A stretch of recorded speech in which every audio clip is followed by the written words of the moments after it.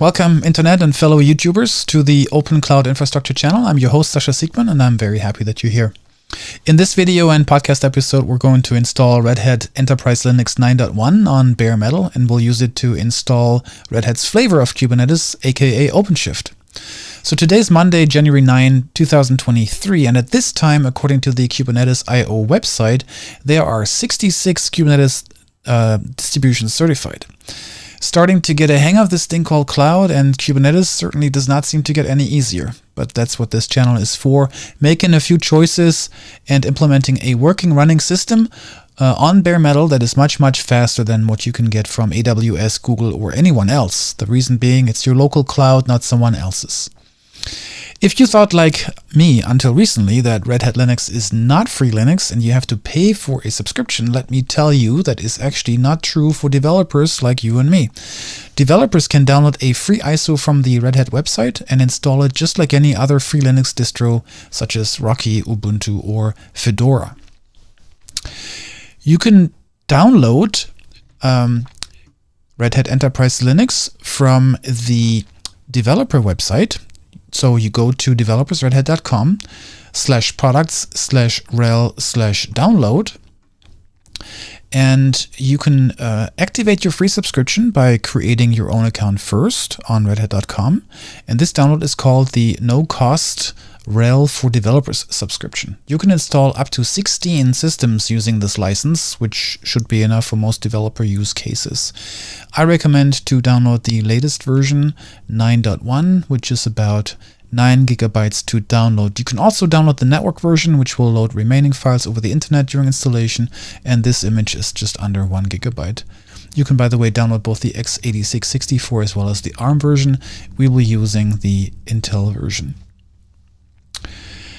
Once you have downloaded the image, you need to make it bootable, and I am a huge fan of network-based installs, meaning I put the downloaded ISO image on a network share or mount the ISO directly on the target system, either as a mounted DVD or old school with a USB stick, and that's probably what you will have to do unless you have server-class hardware, which I will use in this example. If you are on a Mac, go and download Balena Etcher from balena.io/etcher. This is hands down the easiest way to burn the ISO image to a USB stick. Now let's briefly talk about the lab architecture and hardware I'll be using here. First, a little bit about myself and my hardware history. I've been building PCs using components for a long time, a really, really long time, since the early 90s. And when I still ran my ISP business and had self-hosted hardware, I never used server-class hardware since the economics didn't work. But with the wide availability of refurbished server hardware on Amazon, things have really changed. 2 years ago, I had a need for a local lab and purchased all components directly from Amazon, including a 19-inch rack. So we need a little bit of hardware here, and you can get, like I said, the hardware on Amazon.com. They have great deals for older server models. You can score an HP DL360 G8 for as little as $205. This little box here needs just a little bit of RAM to get it up to 64 gigabytes, a fresh hard drive, preferably SSD, and then you will have a really cool system that can run a complete virtualized lab in itself. If you want to go one step further, you can buy a few more of those boxes, have a real hardware-based cluster that you can then use to install anything you need, be it Red Hat, VMware, Linux, Windows, and what you actually need. So I've added an NVMe PCI adapter with a 256 gig NVMe drive to the system, and that provides disk speeds that I thought were unreachable with hardware this old. It's screaming fast. You need a bit of networking gear, but technically what we're going to do is even going to work fine without a complicated network setup, just a local switch providing access to your workstation and the internet, and that's going to do just fine. For our purposes, I will use one of those G8s and install our ISO on it. Since this is server-class hardware with a management interface, I can use either a HTML5-based console to connect to it, or mount the ISO so it boots from it, or I can use a Java-based remote console. There are a few additional hoops to jump over to get this very ancient Java console to work on most modern Macs, and personally I only do it when I have to. Now let's get started with the installation, and I'll see you then. I have now rebooted the server, and I'm waiting for the prompt, which will select the boot method, which will appear in just a few seconds. So I will be booting this server using PXE, which is network boot. A PXE boot is basically a TFTP load that is executed after the system receives a DHCP address. So this is all built into the network card. And what I have done here on my local network is I installed a PXE server. I have added RHEL 9.1 to the system menu, so it's available. And it boots just like as if I had a DVD or USB stick put into the system. So that's what's happening now. The system is booting the kernel and the init image and proceeds through the installation. What I will do next is I will speed up the process here a little bit so that we don't have to wait too long for the prompt.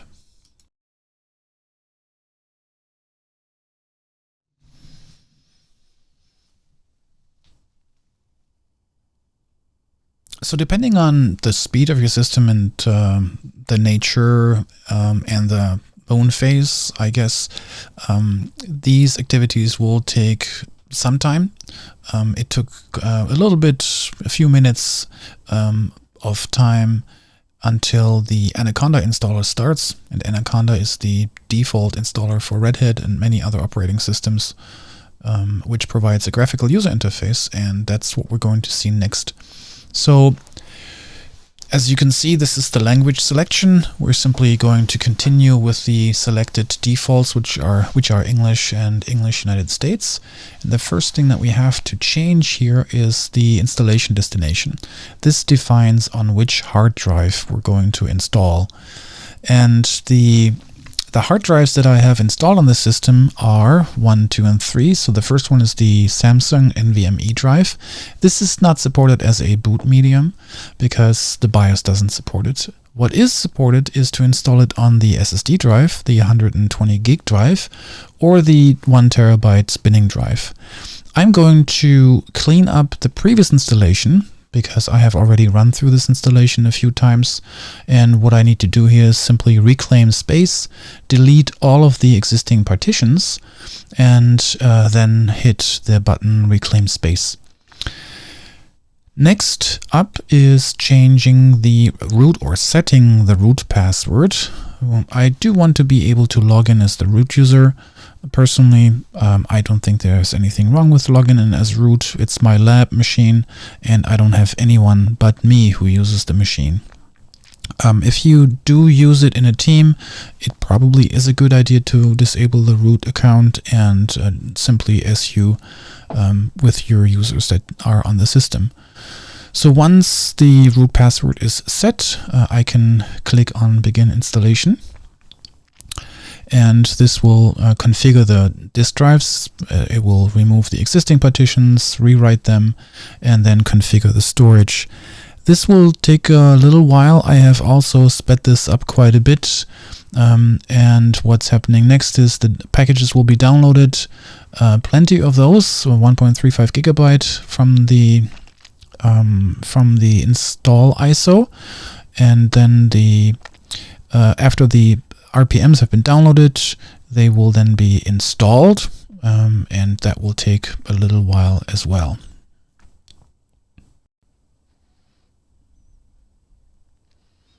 So we'll just wait until this is finished. I've also sped this up quite a bit, and this should only take a few seconds.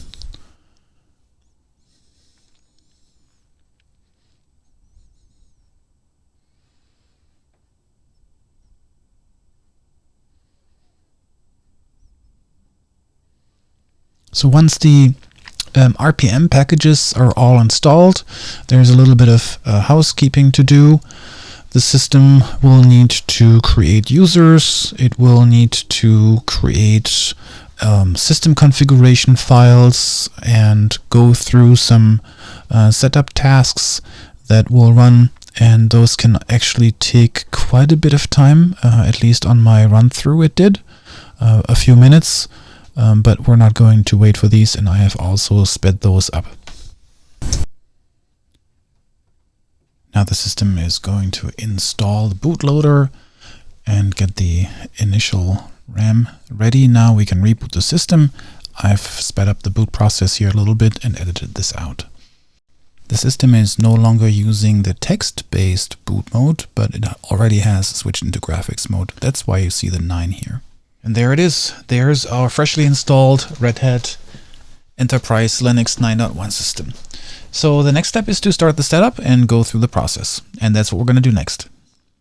Because of my particular setup, I need to disable the internet interface ENO1 because it belongs to the Pixie boot network and it does not have internet connectivity.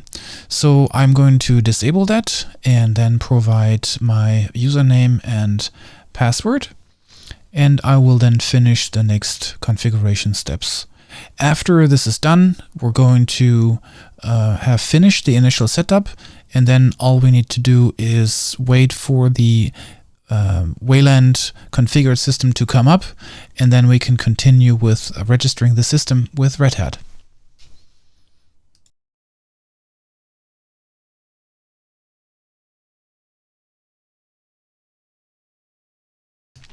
So now that we have gone through the initial Wayland configuration, we can actually SSH into the system and use our standard configuration methods on the command line. So let's connect first to the system here and provide the password.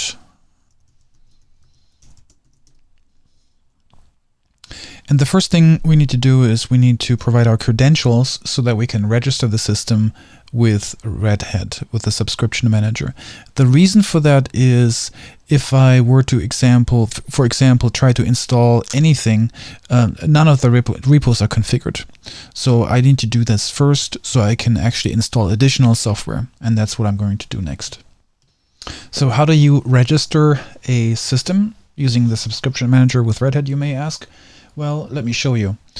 So there is a very good tech note that explains exactly how this is done. We will need to specifically provide our credentials for Red Hat, and then we will simply use the auto attach command to register the system with Red Hat. So let's do that, and we'll simply copy and paste this.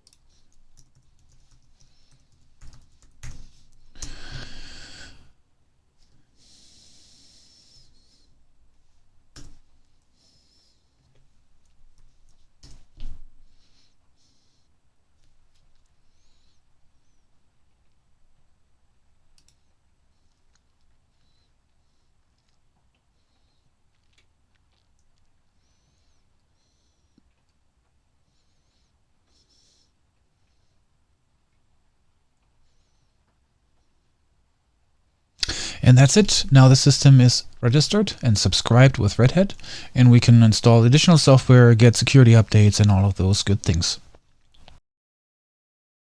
So lastly, we're going to set up automatic updates using DNF-automatic.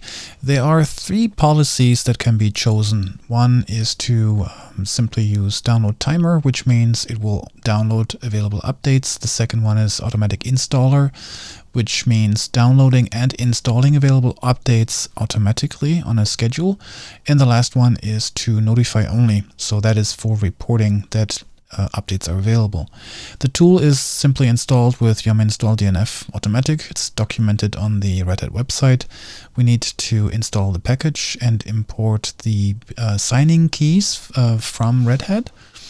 And that is all that there is to do to install DNF automatic. Then we need to enable it and we need to choose the policy. And that is the policy name. And that is the automatic install timer installation. So the next thing we're going to do is install Cockpit. And again, there's a very good tech note The steps are very simple. systemctl enable -- now cockpit.socket is what we need to do on the command line. By default, the cockpit control panel is installed with RHEL 9.1. And just as an explanation, cockpit is a web interface to manage a server. It allows to do a multitude of things: changing host names, adding users, removing users, setting the update policy, checking for updates, and many, many other things. Cockpit is a great tool to make day-to-day server administration over the web much, much simpler, so you don't need to go to the command line and remember all of the command line parameters. So here is how it is enabled. systemctl enable -- now cockpit.socket will install it, and we don't need to even configure the firewall because all of this is part of the install script. So now I'm going to go to the web interface. My IP address is 172.16.09.9. It's listening on port 9090, and it expects credentials for the root user or the user that we created earlier. So I'm logging in as root, and that is what Cockpit looks like. So the first thing that we can do is we can change the host name, and that is done on the right hand side at the top right. So I'm just clicking on edit, and then I provide the real host name. Since this is a KVM based host, I'm choosing kvm-05.us.sigma.net. It's the 5th server that is racked. And let's check for updates next. And what the system is going to do now is to download the updates and install them as required. And if there is a reboot required as well, it will prompt us for that. And after the system is rebooted, all the patches and updates are applied, and the host name has been updated as well. Then what's left is for our next video, I will be installing with you together a plugin for Cockpit called Machines that will orchestrate KVM, and those KVM VMs will be the components of our Kubernetes cluster, which we will be installing next, OpenShift. So thanks for sticking, and I hope to see you soon, and we'll get this done as well.